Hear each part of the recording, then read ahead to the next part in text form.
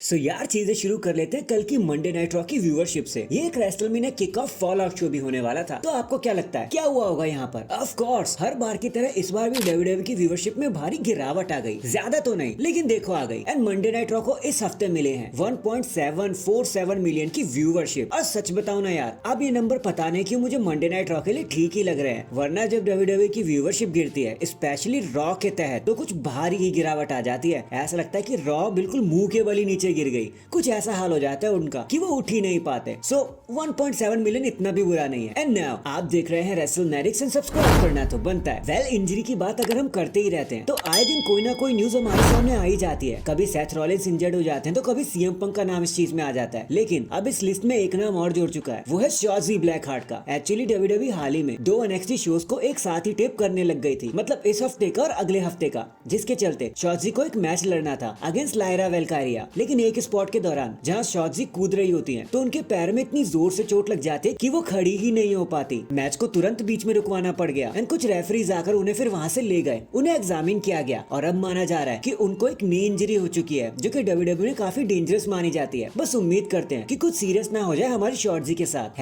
#GetWellSoon बड़ी। इसके बाद एनएक्सटी के लिए एक न्यू सुपरस्टार आता हुआ नजर आ रहा है और ये थोड़ा डरावना टाइप का लग रहा है मुझे, क्योंकि डब्ल्यूडब्ल्यूई ने हाल ही में इसके लिए पूरी तैयारी कर ली है। एंड अभी हाल ही में एनएक्सटी की तरफ से क्रिप्टिक मैसेज आया था डब्ल्यूडब्ल्यूई अकाउंट पर, जहाँ लिखा हुआ था goodness is man struggle, evil however is human nature. अब पता नहीं ये कौन सा पर्सन है जिसने इतनी खतरनाक बात लिख दी, या फिर कोई पुराने ही सुपरस्टार है जो डब्ल्यूडब्ल्यूई में कदम रखने के लिए पूरी तरीके से तैयार होकर बैठा है। इसका जवाब तो अब आगे आने वाले हफ्तों में हमें पता चलेगा। तो एनएक्सटी देखते रहना भाइयों। अगर जानना चाहते हो कि क्रिप्टिक सुपरस्टार कौन है तो in the end the dead man the phenom the Undertaker अपने पॉडकास्ट 6 फीट अंडर पर आए थे। उन्होंने Cody Rhodes and Roman Reigns के बारे में कुछ बहुत ही मजेदार बातें बता दी अपने एक्सपीरियंस से। उन्होंने कहा कि देखो भाई, मुझे तो सुनना है कोडी रोड्स को the rock and Roman Reigns के बारे में अब और क्या कहना है। ये चीज तो अब एक न्यू लेवल पर जा चुकी है। अब किसी को फर्क ही नहीं पड़ रहा कि रेसलमेनिया में क्या होगा। सबकी निगाहें तो बस इसी मैच पर बनी होंगी। लेकिन ट्रस्ट मी, जब कोडी रोड्स ने ऐसा कहा था कि मैं इस साल रोमन रेंस को फेस नहीं करने वाला, तो मेरा दिल पर्सनली टूट गया था और मैं समझ गया था कि अब आगे क्या होने वाला है। स्पेशली तब जब द रॉक इस चीज में आ गए थे तो मुझे अंदाजा लग ही गया था। एंड सच बताओ ना अंडरटेकर, आपको ही नहीं हमको भी अंदाजा लग गया था सर जी कि क्या होने वाला है, क्योंकि रोड्स एक्सप्रेस अभी यहाँ पर रुकने नहीं वाली। So that is it guys. अभी के लिए तो बस इतना ही। देखो आप मुझे बताना ये वी वांट कोडी एरा अब यहाँ से कहाँ जाने वाला है, कमेंट करके जरूर बताना। एंड चैनल पर नया है तो चैनल को जल्दी से लाइक एंड सब्सक्राइब कर दो। बाकी मैं मिलता हूँ आपसे किसी और अपडेट के साथ। तब तक के लिए अपना ख्याल रखें